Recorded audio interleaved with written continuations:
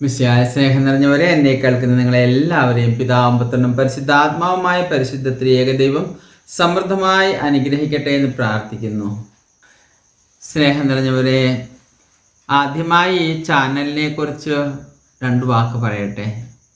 ഈ ചാനലിൻ്റെ ഉദ്ദേശം പണമുണ്ടാക്കുകയോ പേരുണ്ടാക്കുകയോ ലോകത്തിൻ്റെ സ്തുതികൾ നേടുന്നതിനോ വേണ്ടി ഒന്നുമല്ല.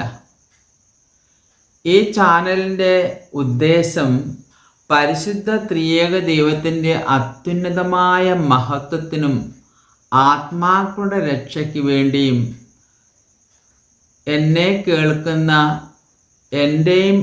കേൾക്കുന്നവരുടെയും വിശുദ്ധീകരണത്തിന് വേണ്ടിയും അതുപോലെ ഈശോയുടെ 2ാമത്തെ വരവിനായി ഒരുക്കുന്നതിന് വേണ്ടിയുമുള്ള ഒരു ശുശ്രൂഷയാണിത്.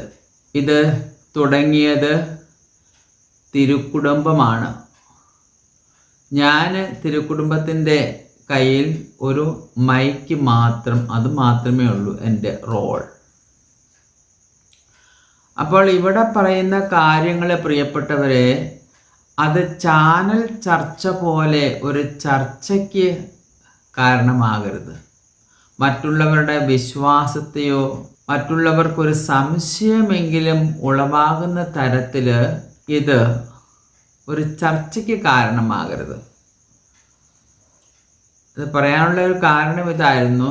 കഴിഞ്ഞ വീഡിയോയിൽ ഞാൻ പറഞ്ഞ ചില കാര്യങ്ങൾ, ഈശോ എനിക്ക് തന്ന ചില പ്രേരണ, സത്യത്തിൻ്റെയും ന്യായത്തിൻ്റെയും നീതിയുടെയും മേഖലയിൽ ചിന്തിച്ചപ്പോൾ ലഭിച്ച സന്ദേശങ്ങൾ പറഞ്ഞപ്പോൾ അത് പലരും അതിനെ എതിർക്കുകയും ക്രിട്ടിസൈസ് ചെയ്യുകയും ചെയ്തു. പഠിച്ചിട്ട് വേണം ഇങ്ങനെയൊക്കെ പറയാനെന്ന് ശാസിക്കുകയൊക്കെ പലരും പറയുകയൊക്കെ ചെയ്തു. പ്രിയപ്പെട്ടവരെ, ഞാൻ പറഞ്ഞത് ഇതായിരുന്നു. ഇപ്പോഴത്തെ ട്രംപ് എടുത്ത തീരുമാനം അതിനെ നമുക്ക് അംഗീകരിക്കാനാവില്ല എന്നായിരുന്നു. ഇസ്രായേൽ ജനതയുടെ യുദ്ധത്തെ ന്യായീകരിക്കാൻ സാധിക്കും. കാരണം അവരുടെ ഒരു ഹോസ്റ്റേജ് എങ്കിലും ശത്രുക്കളുടെ കയ്യിലുള്ളിടത്തോളം കാലം അവരോട് യുദ്ധം ചെയ്തതെന്ന് ആർക്കും പറയാൻ പറ്റില്ല. അവരുടെ ഓരോ പൗരനും ഏറ്റവും വിലപ്പെട്ടതാണ് അവർക്ക്. ആ ബന്ദികളെ വിട്ടുകൊടുക്കുന്നതോടുകൂടെ ഈ യുദ്ധം അവസാനിക്കാവുന്നതേ ഉള്ളൂ. പക്ഷേ ഭീകരരായിട്ടുള്ള ഹമാസ് അവരെ പിടിച്ചു വയ്ക്കുക മൂലമാണ് എത്രയോ ആയിരക്കണക്കിന് നിരപരാധികളുടെ മരണത്തിന് കാരണമാകുകയും ഗാസ ഈ അവസ്ഥയിലായത്. ഞാനിവിടെ പറയുന്നത് ട്രംപിൻ്റെ കാര്യമാണ്. ട്രംപ് ഗാസ ഏറ്റെടുക്കുന്നതിനെ കുറിച്ചാണ് ഞാൻ പറഞ്ഞത്. പ്രിയപ്പെട്ടവരെ, ഒരു സഹോദരനും ഒരു സഹോദരിയും പറയുകയുണ്ടായി, ഗാസയിൽ ഒരു നല്ല മനുഷ്യൻ പോലും ഇല്ല എന്ന്. അത് വലിയ തെറ്റായിട്ടുള്ള ഒരു വിധിയാണത്. ഗാസയെപ്പറ്റി പറയുകയാണെങ്കിൽ പ്രിയപ്പെട്ടവരെ, കഴിഞ്ഞ ഒക്ടോബർ 7 നടന്ന ഹമാസിൻ്റെ ഈ ഭീകര ആക്രമണത്തിന് ശേഷം ഗസയിൽ നടത്തിയ ലേറ്റസ്റ്റ് പോൾ അനുസരിച്ച് 57% ആൾക്കാർ മാത്രമേ ഹമാസിൻ്റെ ഈ ആക്രമണത്തെ അനുകൂലിക്കുന്നുള്ളൂ. ബാക്കി 43% ജനതകളും അംഗീകരിക്കുന്നില്ല.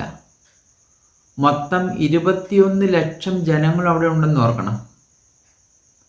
ഈ 21 ലക്ഷം ജനങ്ങൾ, ഇതിലൊരു നല്ല വിഭാഗം ഹമാസിൻ്റെ പ്രവർത്തനങ്ങളെ അംഗീകരിക്കുന്നില്ലെന്ന് മാത്രമല്ല, ഇസ്രായേൽ ജനത ഹമാസിനെ നശിപ്പിക്കുന്നത് കാണുമ്പോൾ അവർ സന്തോഷിക്കുന്നുമുണ്ട്.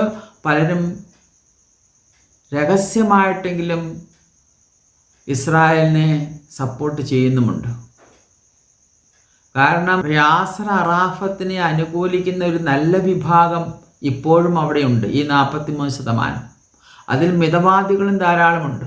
മാത്രമല്ല, കഴിഞ്ഞ സെൻസസ് അനുസരിച്ച് പ്രിയപ്പെട്ടവരെ 1 മുതൽ 2.5% വരെ ക്രിസ്ത്യൻസ് അവിടെയുണ്ട്.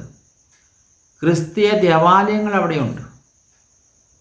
ഈ 21 ലക്ഷം ജനതകളിൽ ഒരു നല്ലവൻ പോലും ഇല്ല എന്ന് നമുക്ക് പറയാൻ പറ്റുമോ? ഒരിക്കലും പറയാൻ പാടില്ല. പ്രിയപ്പെട്ടവരെ, ഇസ്രായേൽ ജനത ബാലിനെ ആരാധിച്ചപ്പോൾ ഏലിയ പ്രവാചകൻ കർത്താവിനോട് പറഞ്ഞു, കർത്താവ്, ഞാൻ മാത്രമേ അവശേഷിച്ചിട്ടുള്ളൂ. സകല ഇസ്രായേൽ ജനതകളും അവർ ബാലിൻ്റെ പുറകെ പോയി. കർത്താവ് പറഞ്ഞു, ബാലിൻ്റെ മുൻപിൽ മുട്ടുമടക്കാത്ത 7000 പേരെ ഞാൻ അവശേഷിപ്പിച്ചിട്ടുണ്ട് എന്ന്. അപ്പോൾ ഒന്ന് നോക്കൂ പ്രിയപ്പെട്ടവരെ, ഈ 21 ലക്ഷം ജനങ്ങളിൽ എത്ര നല്ലവർ കാണും? എത്ര പേര് നല്ലവരുണ്ട് അവിടെ. ഇനി കുഞ്ഞുങ്ങളുടെ കാര്യത്തിൽ അവർ പറയുണ്ടായ കുഞ്ഞുങ്ങൾ വരെ ഇസ്രായേൽ ജനത്തിനെതിരെ പോരാടുന്നു. പ്രിയപ്പെട്ടവരെ, എത്ര ഭീകരൻ്റെ ഒരു കുഞ്ഞിനെയായാലും ഒരു നല്ല അമ്മയുടെ കൈ കിട്ടുകയാണെങ്കിൽ ആ കുഞ്ഞിനെ വിശുദ്ധയുമാക്കാം. അതുപോലെ ഒരു വിശുദ്ധൻ്റെ കുഞ്ഞിനെയോ ഒരു വിശുദ്ധയുടെ കുഞ്ഞിനെയോ ഒരു ഭീകരൻ്റെ കൈ കിട്ടിയാൽ അവനെ ഏറ്റവും വലിയ ഭീകരനുമാക്കി തീർക്കാൻ സാധിക്കും. നാം എപ്രകാരം അവർക്ക് ട്രെയിനിങ് കൊടുക്കുന്നു അതുപോലെയാണ് അവരായിത്തീരുന്നത്. ഹമാസിൻ്റെ ഇതായ കുഞ്ഞുങ്ങൾക്ക് 3 വയസ്സുള്ളപ്പോഴേ കൈകൾ വരെ തോക്കെടുത്ത് അവരിലെ അങ്ങേറ്റ സ്പർദ്ധ, അങ്ങേറ്റം വെറുപ്പും വിദ്വേഷവും ചെലുത്തിക്കൊണ്ട് ശത്രുക്കൾക്കെതിരെ പോരാടാൻ പഠിപ്പിക്കുമ്പോൾ അവരങ്ങനെ ചെയ്തില്ലെങ്കിലല്ലേ അത്ഭുതമുള്ളൂ. അതുകൊണ്ട് ആ കുഞ്ഞുങ്ങളെ നമുക്ക് പഠിക്കാൻ പറ്റുമോ? മാത്രമല്ല, ട്രംപിൻ്റെ തീരുമാനപ്രകാരം ഈ 21 ലക്ഷം ജനങ്ങളെ മറ്റുള്ള രാജ്യങ്ങളിലേക്ക് നീക്കുകയാണ്. മറ്റുള്ള രാജ്യങ്ങളിലേക്ക് നീക്കാനുള്ള പദ്ധതിയാണ്, പറിച്ചുനടലാണ്. യോർദാനും ഈജിപ്തും ബോർഡർ അടച്ചു കഴിഞ്ഞു. യുദ്ധം തുടങ്ങിയാൽ എന്താ സംഭവിക്കുക? ഒരു ഭാഗത്തു നിന്നുള്ള ജനം ബോർഡറിലേക്ക് പോകുന്നു. അവിടെ ടൈറ്റ് സെക്യൂരിറ്റിയാണ്. പട്ടാളക്കാർക്ക് വെടിവെക്കാനുള്ള ആജ്ഞ കൊടുത്തു കഴിഞ്ഞു. അങ്ങോട്ട് പോകുന്നവരെ അവർ വെടിവെച്ച് വീഴ്ത്തുന്നു, ഇവിടുന്നുള്ളവരെ ഇവിടെയുള്ളവർ വെടിവെച്ച് വീഴ്ത്തുന്നു. ആ വസ്തു സങ്കല്പിക്കാൻ സാധിക്കുമോ? ആ പിഞ്ചു കുഞ്ഞുങ്ങൾ, നിരപരാധികൾ ധാരാളം ഇല്ലേ? എല്ലാം അമാസുകാരാണോ? അല്ല. അതുകൊണ്ടാണ് പറയുന്നത് പ്രിയപ്പെട്ടവരെ, അത് അന്യായമാണെന്ന് പറയുന്നത്. എത്രമാത്രം രക്തച്ചൊരിച്ചിലുകൾ അവിടെ ഉണ്ടാകും, എത്ര ഭീകരമായ ഒരു അവസ്ഥയായിരിക്കും അത്. അതുകൊണ്ട് ഈ 21 ലക്ഷം ജനങ്ങളിൽ ഒരു നല്ലവൻ പോലും ഇല്ല എന്ന് നമ്മൾ ഒരിക്കലും ആരെയും വിധിക്കാൻ പാടില്ല. വിധി എന്ന് പറയുന്നത് ദൈവത്തിന് മാത്രമുള്ളതാണ്, നമ്മൾ ആരെയും വിധിക്കാൻ പാടില്ല. അതുകൊണ്ടാണ് റോമാക്കാർക്ക് എഴുതിയ ലേഖനം 2-ാം അധ്യായത്തിൽ ഇപ്രകാരം ചോദിക്കുന്നുണ്ട്, 1 വാക്യങ്ങളിൽ, അല്ലയോ മനുഷ്യ, നീ ആരു തന്നെ ആയാലും മറ്റൊരുവനെ വിധിക്കുമ്പോൾ നിനക്ക് ന്യായീകരണമില്ല. അപരനെ വിധിക്കുമ്പോൾ നീ നിന്നെ തന്നെയാണ് വിധിക്കുന്നത്. എന്തെന്നാൽ വിധിക്കുന്ന നീയും അതേ കുറ്റങ്ങൾ ചെയ്യുന്നു. അപ്രകാരം പ്രവർത്തിക്കുന്നവരുടെ മേലുള്ള ദൈവത്തിൻ്റെ വിധി ന്യായയുക്തമാണെന്ന് നമുക്കറിയാം. ഇത്തരം പ്രവർത്തികൾ ചെയ്യുന്നവരെ വിധിക്കുകയും എന്നാൽ അവ തന്നെ പ്രവർത്തിക്കുകയും ചെയ്യുന്ന മനുഷ്യ ദൈവത്തിൻ്റെ വിധിയിൽ നിന്ന് ഒഴിഞ്ഞു മാറുവാൻ സാധിക്കുമെന്ന് നീ വിചാരിക്കുന്നുവോ? അതുകൊണ്ട് പ്രിയപ്പെട്ടവരെ, നാം ആരെയും വിധിക്കാൻ പാടില്ല. പ്രത്യേകിച്ച് ഞാൻ പറഞ്ഞു, നമ്മുടെ ഈ ഹോളി ഫാമിലി അസോസിയേഷനിലെ അംഗങ്ങൾ പ്രത്യേകമായി തിരഞ്ഞെടുക്കപ്പെട്ടവരാണ്. പരിശുദ്ധ നമ്മുടെ കമാൻഡർ ഇൻ ചീഫാണ്. ആ അമ്മയുടെ പിറകിൽ അതിശക്തമായി യുദ്ധം ചെയ്യാനുള്ള ഒരു ഫോർമേഷനിലാണ് നാം, തിന്മയുടെ ശക്തികൾക്കെതിരെ.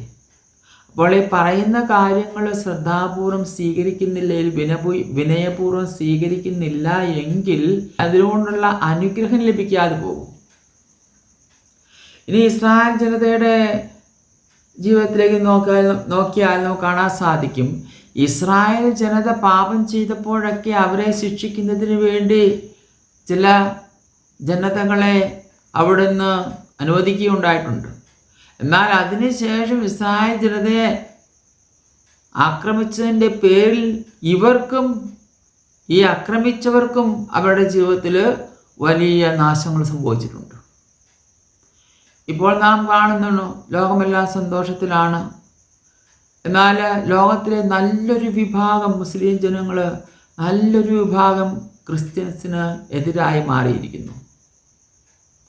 ട്രംപ് ഒരു പ്രൊട്ടസ്റ്റന്റ് വിശ്വാസിയാണ്. പക്ഷേ മറ്റുള്ള ജനങ്ങൾക്ക് പ്രൊട്ടസ്റ്റന്റ് ആരാണ് അല്ലെങ്കിൽ കാത്തലിക് ആരാണെന്നും അറിയില്ല. അവർ ക്രിസ്ത്യൻസ് മാത്രമേ നോക്കുന്നുള്ളൂ. അവരെ സംബന്ധിച്ചോളം ഇപ്പോൾ ഭൂമിയിലെ ഏറ്റവും വലിയ മുഖ്യ ശത്രുക്കൾ ക്രിസ്ത്യൻസാണ്. ഇനി ട്രംപ് ഇപ്രകാരം ചെയ്യുന്ന പക്ഷം അനേക നിരപരാധികളുടെയും നിഷ്കളങ്കരുടെയും കുഞ്ഞുങ്ങളുടെയും രക്തച്ചൊരിച്ചിലിന് ശേഷം അദ്ദേഹം ആഗ്രഹിച്ച് ചെയ്യുന്ന പക്ഷം അദ്ദേഹത്തിനും അമേരിക്കയ്ക്കും അതുപോലെ ഇസ്രായേലിനും എന്താണ് സംഭവിക്കുക? താൽക്കാലികമായ നേട്ടമുണ്ടാവുമെന്ന് കരുതുക. എന്നാൽ പ്രിയപ്പെട്ടവരെ, മൂന്നാം ലോക മഹായുദ്ധത്തെക്കുറിച്ചുള്ള പ്രവചന ഭാഗത്തെപ്പറ്റി നിങ്ങൾ കേട്ടിട്ടുണ്ട്.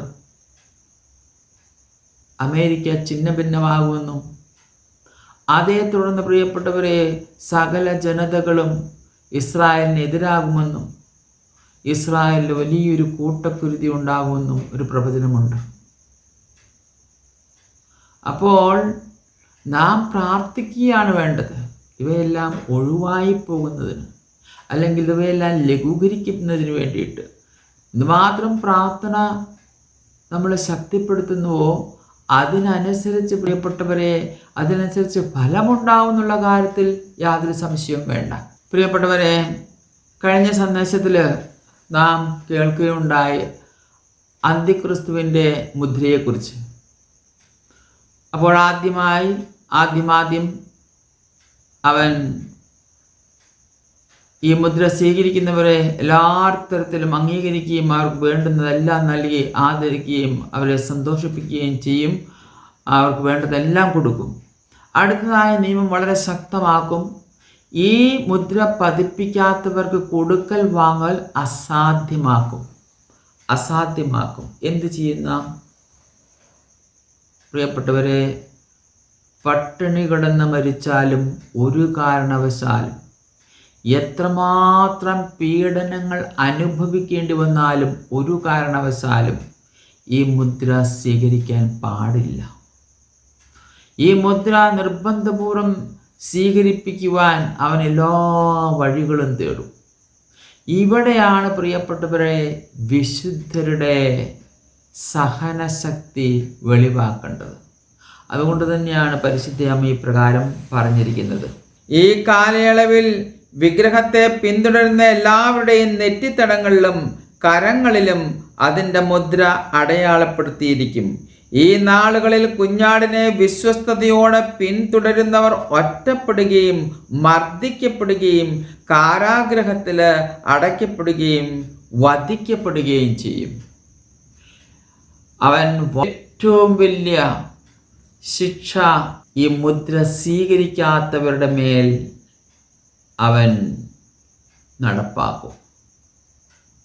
രാജ്യദ്രോഹികളെന്നും മുദ്ര കുത്തിക്കൊണ്ടും അതുപോലെ ഭൂരിഭാഗം ജനത ദൈവമായി രക്ഷകനായി അംഗീകരിക്കുന്ന ആൻറ്റി ക്രൈസ്റ്റിനെ ബഹുമാനിക്കാത്തവർ എന്നും പറഞ്ഞ് അവൻ്റെ കിങ്കരന്മാരും അവൻ്റെ ആൾക്കാരും അതുപോലെ തന്നെ ആൻറ്റി ക്രൈസ്റ്റിൻ്റെ ഭടന്മാരും ഈ മുദ്ര സ്വീകരിക്കാത്തവരുടെ മേൽ ചാടി വീഴുകയും അവരെ അറസ്റ്റ് ചെയ്യുകയും അവരെ കാരാഗൃഹത്തിലടയ്ക്കുകയും അവരെ കൊണ്ട് ഈ മുദ്ര എടുപ്പിക്കുന്നതിന് വേണ്ടി എന്തൊക്കെ അവരുടെ മേൽ ആക്രമങ്ങൾ അഴിച്ചുവിടാവോ അതിൻ്റെ മാക്സിമം തരത്തിൽ അവർ ചെയ്യും.